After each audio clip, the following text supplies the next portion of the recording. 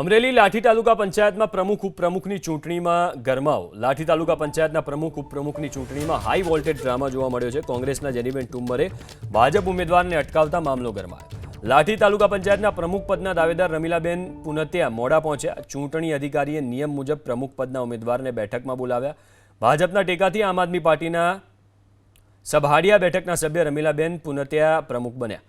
ભાજપ પાસે ઓબીસી મહિલા ન હોવાથી આપના સભ્યને પ્રમુખ બનાવાયા છે. ઉપપ્રમુખ પદે પંકજ બલ્લર, કારોબારી ચેરમેન પદે રિંકલબેન પરમારની વરણી કરવામાં આવી છે. વધુ વિગતો સાથે સંવાદદાતા હરેશ ફોનલાઈન ઉપર જોડાયા છે. હરેશ, આખી સ્થિતિ શું સર્જાઈ હતી? પ્રમુખ ઉપપ્રમુખની ચૂંટણીમાં જે ગરમાવો આવ્યો, કાર્યકરો આમને સામને આવી ગયા હતા, શું વિગતો છે? બિલકુલ, અમરેલી જિલ્લાના 11 તાલુકા પંચાયતના પ્રમુખ ઉપપ્રમુખની ચૂંટણીની આજે વરણી હતી.